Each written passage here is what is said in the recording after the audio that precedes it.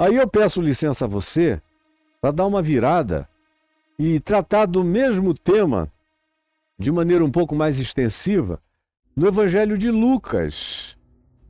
No Evangelho de Lucas, o que a gente encontra é que o texto está posto não naquele contexto de Mateus, daquele dia inteiro de sabatinas que termina com esse Jerusalém, Jerusalém. No texto de Mateus, no capítulo que nós vamos ler, que é o capítulo 13, nós temos, no entanto, um contexto parecido. E que diz que Jesus está a caminho de Jerusalém ainda, em Lucas. Indo de aldeia em aldeia, ensinando e caminhando para Jerusalém. No texto de Mateus, ele já está em Jerusalém. E alguém lhe perguntou: Senhor, são poucos os que são salvos? É Mateus 13, de 22 a 30.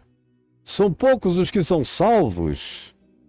Respondeu-lhes Jesus: esforçai-vos por entrar pela porta estreita. Pois eu vos declaro, vos digo, que muitos procurarão entrar, mas não poderão, por razões as mais variadas, que eu já expliquei milhões de vezes pregando o Evangelho há mais de meio século para muitas milhões de pessoas. Mas não é o caso aqui hoje. Sim, quando o dono da casa, ele usa um exemplo, uma imagem que é bem recorrente em Jesus, essa do dono da casa. Quando o dono da casa se tiver levantado e fechado a porta da casa, aquelas casas que você encontra especialmente na Palestina, encontrava em Gaza, encontra na Cisjordânia, encontra em lugares onde tem edificações pobres. Essa chave e outras que eu tenho foram adquiridas na Palestina, de casas antiquíssimas. Eu tenho uma chave ali em cima que tem quase 200 anos de idade. Eu fico sempre imaginando quantas vezes ela foi torcida para abrir aquela porta larga daquela casa palestina durante tanto tempo ali naquelas imediações. Quando o dono da casa tivesse levantado e fechado a porta, e vós, judeus, se sentem donos da revelação, ficardes do lado de fora da porta do reino, da porta do banquete, da porta das bodas, são todas imagens que Jesus usa, parabolicamente falando, para ajudar as pessoas a imaginarem essa dimensão por vir. Quando vocês todos ficarem de fora e começardes a bater, dizendo: Senhor, abre-nos a porta, abre-nos a porta. Nós temos carteira, pedigree, frequência, dízimos, ofertas, obediências religiosas, como contrapartida, como colateral. A gente tem direito formal de estar, nosso DNA pertence aí dentro, mas ele nunca deu a mínima para DNA. Prova disso é que Abraão era só mais um. Mas sobre Abraão havia um sumo sacerdote chamado Melquisedeque. A prova de que DNA nunca teve importância, que há uma tese que quase ninguém fala nela no meio religioso. Ela se tornou uma heresia. Mas eu me lembro que eu ali, em 1989, quando eu morava na Califórnia, de um professor do seminário ou da Faculdade Teológica de Claremont, em San Bernardino County, aonde eu morava, era Claremont, e é um grande centro de produção teológica e de pesquisa. E eu li um livro denso, que estava sendo uma revolução acadêmica, mas que os religiosos abominavam por uma razão. O indivíduo apresentava uma quantidade enorme de evidências de que Davi era filho de Jessé. Mas a mãe de Davi não era uma judia. Ele era filho de Jessé com uma cananeia. É por isso que os filhos de Jessé todos tinham mais ou menos a mesma aparência. E Davi é o único que se descreve como sendo totalmente diferente geneticamente dos outros filhos de Jessé. Ele era ruivo, de uma aparência distinta, diferente, e ele é o único que não é contado entre os filhos de Jessé pelo próprio Jessé. Não é contado. Quando Samuel chega e diz, olha, eu vim aqui porque Deus me mandou ungir um dos teus filhos rei de Israel no lugar de Saul. E aí Jessé mandou chamar todos os filhos. E passaram de um por um na frente de Samuel. E Samuel olhava e dizia, não, não é este. Não é este. Todos filhos grandes, fortes, guerreiros, preparados para a luta, bonitos, passaram. Ao final, há uma pergunta de Samuel que é forte. No hebraico, ela é mais forte ainda. Quando ele pergunta, acabaram-se os teus filhos? Acabaram-se os teus filhos? Aí ele diz, não, tem um. Porque naqueles dias a cultura não permitia que se incluísse um filho de uma união bastarda na lista dos filhos oficiais. Por isso Davi não foi nem chamado. E cuidar do rebanho no campo não era uma função elevada, era uma função para servos, criados, pessoas de menor importância.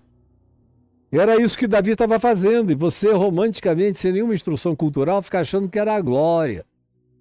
Quando Jesus diz que ele é pastor, ele se identifica com uma categoria de gente muito desprezada nos ambientes aristocráticos da religião e da economia, das finanças e do poder. Acabaram-se os teus filhos? Esse não tem uma que está no campo. Não é ele. Mas Samuel diz, eu não vou me sentar para comer na tua casa enquanto tu não mandares buscar esse rapaz. Aí lá vem Davi, diferente de todo mundo. Realmente parecia ser filho de outra mãe.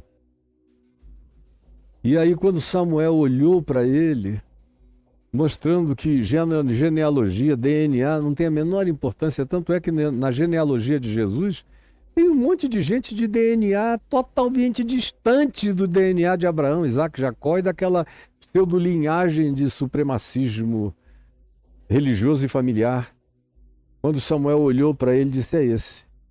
E o unge, antes dele se tornar rei, já unge para ser rei no tempo próprio e adequado. Ele já carregava essa unção, mas ele parecia com todo mundo, menos com o resto da família de Davi. Pois bem, dando continuidade ao que a gente aqui está vendo, Jesus está falando, naquele dia vocês vão ficar de fora. Quando o dono da casa, se tiver levantado e fechado a porta, e vós, do lado de fora, começardes a bater, dizendo, Senhor, Senhor, temos o direito, abre a porta. Nós somos da linhagem oficial, abre-nos a porta. Ele, porém, vos responderá, não sei de onde sois. Nós somos de Jerusalém, eu não sei que Jerusalém é essa. Não sei de onde sois. Não sei quem são vocês. Então eles vão começar a dizer, como não? Nós comíamos e bebíamos na tua presença. A gente participava de todas as festas em teu nome, em nome de Adonai. Fazíamos parte de todas as celebrações. E tu mesmo passaste por aqui diversas vezes ensinando nas mesmas ruas pelas quais tu passas agora. Sim, mas ele vos dirá,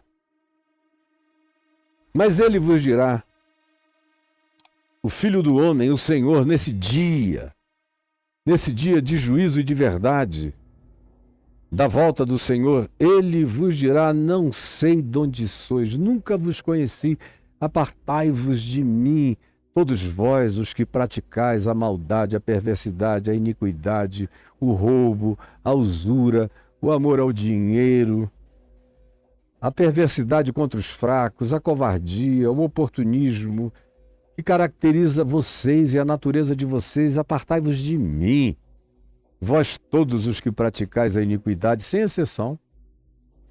E aí Jesus dizia ali, nesse contexto, nesse ambiente, haverá choro e ranger de dentes, eu já expliquei a vocês. É choro de raiva, é ranger de dentes de raiva, não há arrependimento aqui. Se fosse um choro de quebrantamento e um ranger de dentes de abominação a si mesmo, batendo no peito, ninguém ficaria nesse lugar, porque Deus não suporta o genuíno arrependimento. A graça de Deus acolhe os genuinamente arrependidos, não importa onde eles estejam.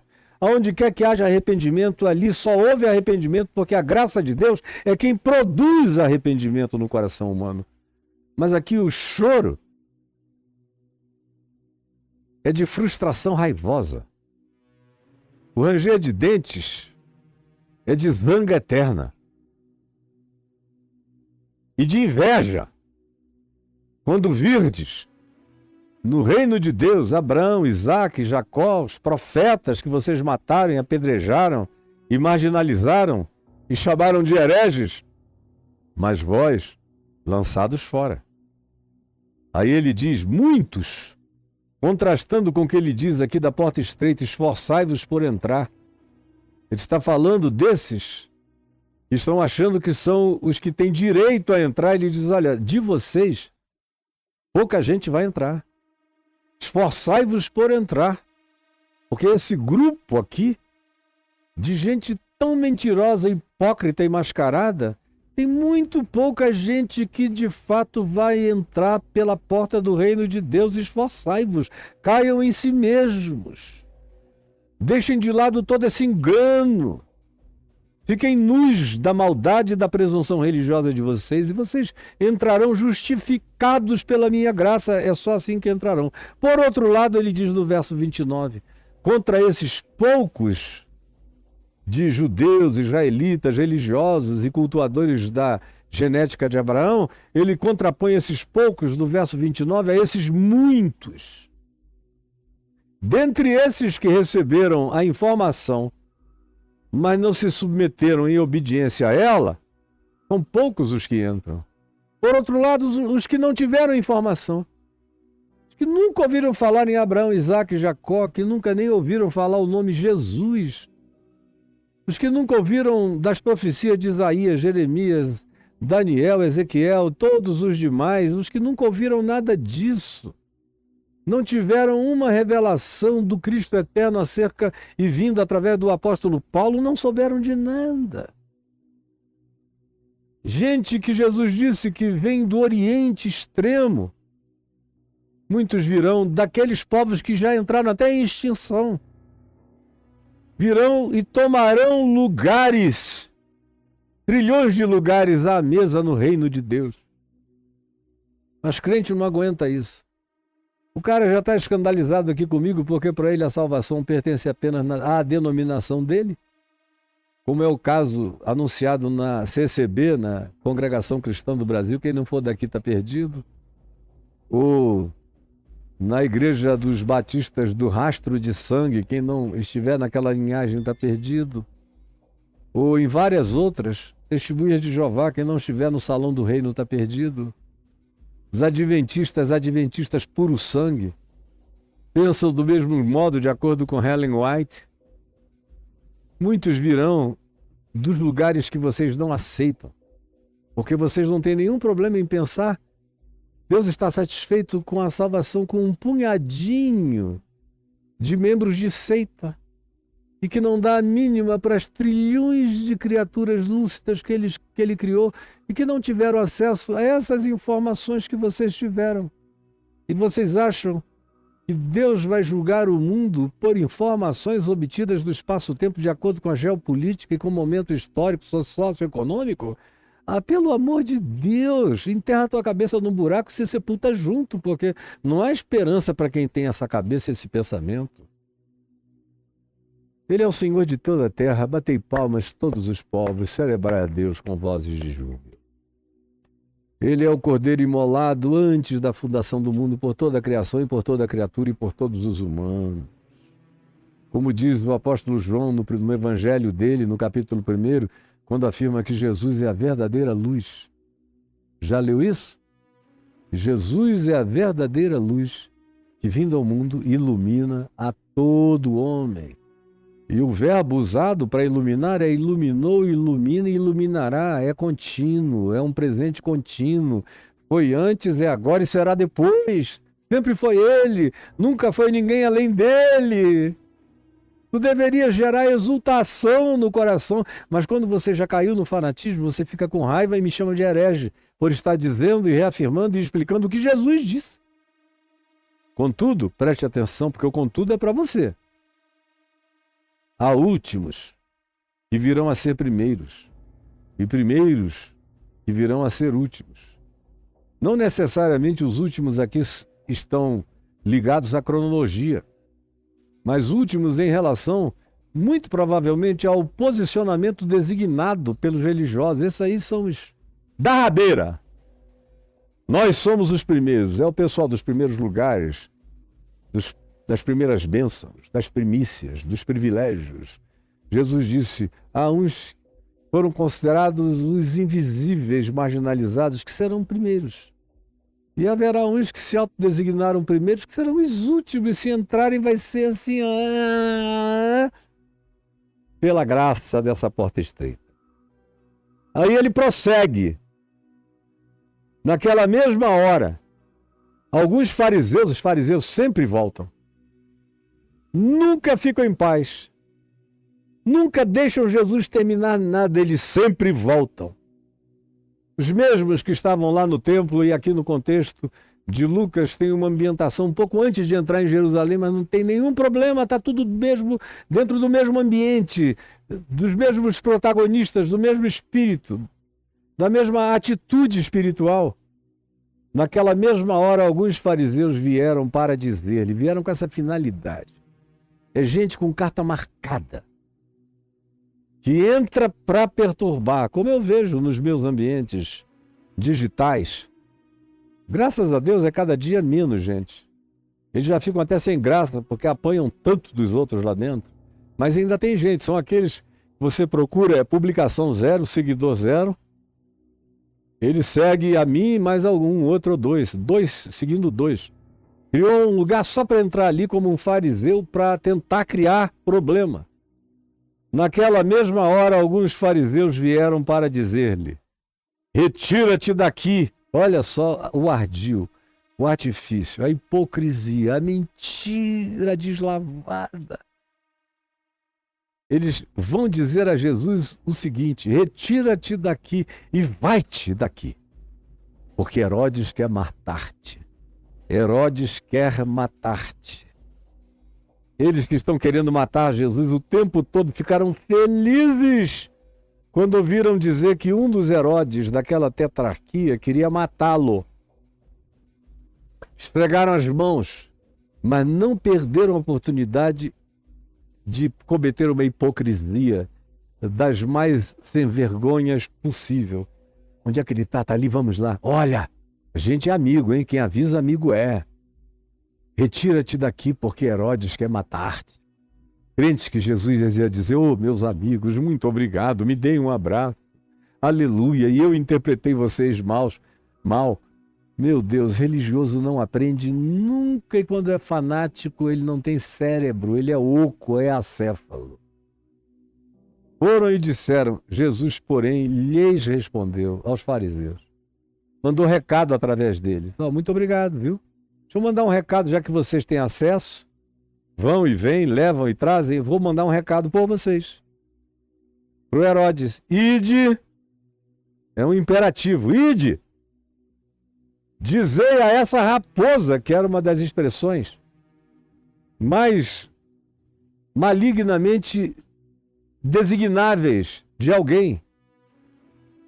A raposa, dissimulada, espertalhona, ladra, oportunista, e ficava procurando chances de cometer a sua predatoriedade. Era assim que culturalmente isso era interpretado nos dias de Jesus, ali naquela geopolítica, naquele ambiente cultural onde ele habitava. E de dizer a essa raposa chamada Herodes, que hoje e amanhã eu vou continuar expulsando demônios. Onde eles aparecerem, eu vou limpando a área de demônios. E é um recado para um demônio chamado Herodes. Não teve como ele ouvir isso e não se sacudir. Hoje e amanhã eu expulso demônios. Herodes disse, meu Deus, esse cara me mandou um recado dessa natureza, o que é que eu tenho a ver com demônios? Ou será que ele acha que eu tenho tudo a ver? Ou será que eu tenho tudo a ver? E curo enfermos, contra todo o desejo de qualquer autoridade ou contra quem quer que diga que vai me matar, eu estou aqui para curar. E no terceiro dia, na minha determinação e não na de Herodes, eu concluirei os meus trabalhos quando eu quiser concluí-los. E ele chega a Jerusalém e vocês já acompanharam comigo tudo que aconteceu em Jerusalém antes da crucificação. Ele prossegue dizendo, não importa, contudo, caminhar hoje, amanhã e depois, até entrarmos em Jerusalém, porque não se espera que um profeta morra fora de Jerusalém. Em outras palavras, eu estou a 3 dias de Jerusalém. Para ele esperar um pouquinho mais, porque em Jerusalém eu vou ser morto. E ele não vai precisar nem estender a mão. Já está tudo preparado lá para a minha morte e eu vou para morrer. Como ele diz em João no capítulo 12, respondendo aos gregos, ele diz, pois eu nasci para este fim e para esta hora. E eu estou indo para lá para cumprir o que eu vim fazer. Importa, contudo, caminhar hoje, amanhã e depois, porque não se espera que um profeta morra fora de Jerusalém. Não se espera. Lá é o lugar da morte, não é o lugar da bênção. Lá, como diz Paulo em Gálatas, no capítulo 4, se você fosse esperto, iria ler Gálatas 4, Paulo diz que Jerusalém terrestre, que está ali na região, que eu já visitei quantas centenas e centenas de vezes, só gera para a morte, escravidão, destruição, guerra e corrupção. Não se espera, portanto, que alguém que fale da parte de Deus o que Jerusalém não quer ouvir, suas lideranças religiosas nunca o quiseram, morra fora de lá. Até quando o indivíduo está longe de lá, eles levam para lá para matar lá. Porque nunca uma cidade bebeu mais sangue de gente justa, boa, santa e de Deus do que Jerusalém. Jerusalém é um esgoto de sangue de profetas e do sangue do Filho de Deus. Eu levei pessoas quase 50 anos a Jerusalém, sempre deixando isso claro, nós não estamos aqui porque tem nada especialmente separado. Está cheio de coisas sagradas, mas é um sagrado, como todo sagrado, fetichista, maligno, demoníaco e objeto de idolatria religiosa. Não tem nada aqui. O nome Cidade Santa é só para inglês veio para vender viagem. Quem foi comigo desde os anos 70 me ouviu dizer isso tantas vezes e contar a história de Jerusalém sem rodeios. E se perguntado, então o que é que a gente está fazendo aqui? Aprendendo. O que é que aconteceu com os apóstolos, com os profetas, com Jesus? Aprendendo a geografia, a história, a arqueologia, ganhando conhecimento e ganhando informação espiritual para que a gente não leve para casa as loucuras aqui praticadas contra os seres mais bonitos que a humanidade já produziu, mas que nunca se esperou que nenhum deles morresse fora de Jerusalém. Aí ele acrescenta dizendo, Jerusalém, Jerusalém, que nós já lemos em Mateus 23, que matas os profetas e apedrejas os que te foram enviados, desde sempre nesses últimos 1000 anos. Porque os jebuseus não mataram profetas, nem enviados, nem os cananeus anteriores, muito menos os que habitavam aquela região de Salém, ou Jerusalém, ou Cidade da Paz. Nos dias de Melquisedeque jamais fizeram isso. Isso aqui é esse DNA supremacista e homicida que pratica isso desde sempre. Jerusalém, Jerusalém, que matas os profetas e apedrejas os que te foram enviados. Quantas vezes quis eu reunir teus filhos, como uma galinha junto aos seus próprios pintinhos, o seu próprio ninho de pintainhos, debaixo das suas asas. E vós não quisestes. E vós não quisestes. É outra vez a repetição do vós não quisestes. É uma escolha. Mas vós não quisestes e continuam não querendo até o dia de hoje. Tente fazer diferente e você vai ver que eles não quiseram, não querem e não quererão. Sabe Deus, o que precisa acontecer para que eles venham a reconhecer aquele que foi enviado da parte do Senhor? Eis que a vossa casa vos ficará deserta e ficou por tanto tempo. E até hoje ela não está deserta, mas é um lugar de conflito, morte, juízo, destruição, choro e ranger de dentes. Em verdade vos digo que não mais me vereis, até que venhais a dizer, bendito o que vem em nome do Senhor, como eles de fato não mais o viram, até que Jesus mesmo, venha se apresentar a ele, porque quando ressuscitou de entre os mortos, como já vimos, em Atos 10, ele não apareceu à população de Jerusalém, mas somente àqueles que ele havia escolhido. E muitas das aparições aconteceram na Galiléia, onde ele passou a maior parte do tempo. E em Jerusalém acontece apenas a ascensão. Em algum lugar do Monte das Oliveiras ou do Monte Olival, quem sabe até olhando para o deserto da Judéia, ele é assunto aos céus e uma nuvem o encobriu dos olhos dos seus discípulos enquanto Jesus subia, conforme diz Atos no capítulo 1. E enquanto eles olhavam para os céus e Jesus subia, eis que 2 varões vestidos de branco se puseram ao lado deles e lhes disseram, varões galileus, por que estáis olhando para as alturas? Esse Jesus que dentre vós foi assunto aos céus, assim virá outra vez do mesmo modo como o viste subir. E depois entrai na cidade, como vos ordenou, até que do alto sejais revestidos de poder. E aí, não fiquem morando em Jerusalém. Preguem e vão. Vão por toda a Judéia, Samaria e até os confins da terra.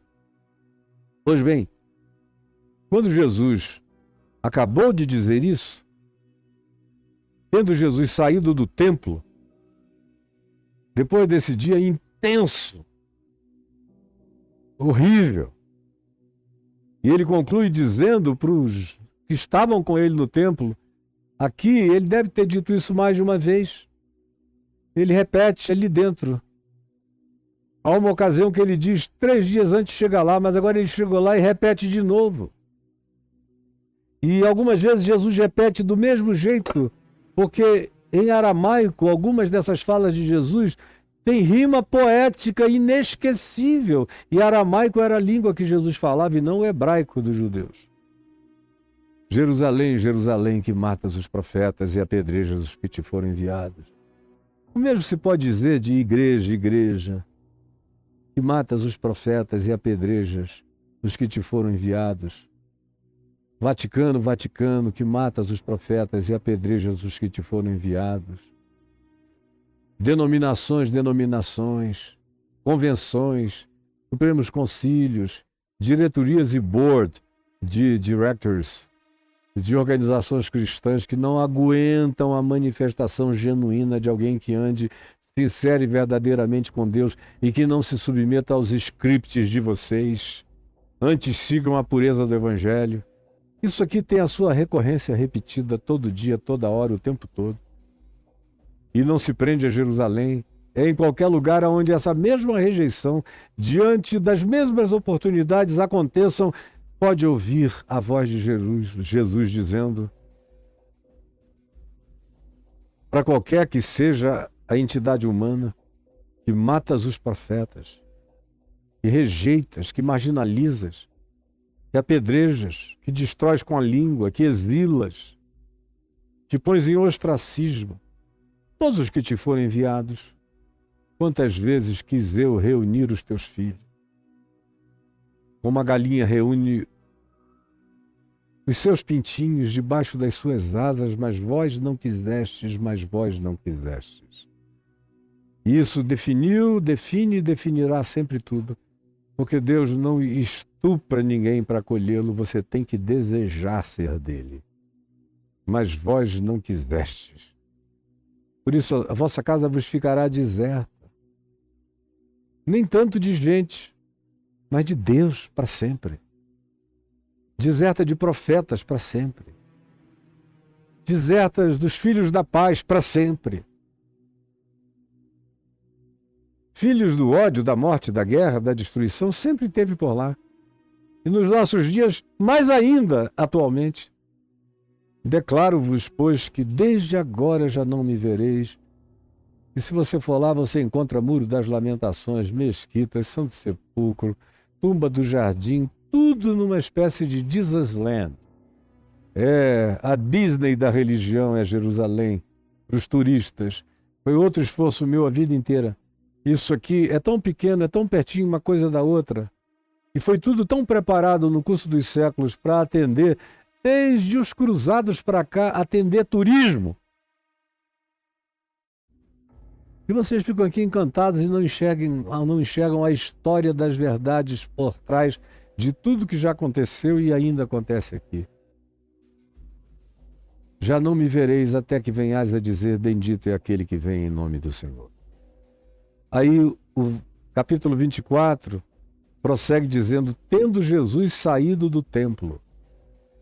Mas isso eu vou deixar para terça-feira que vem.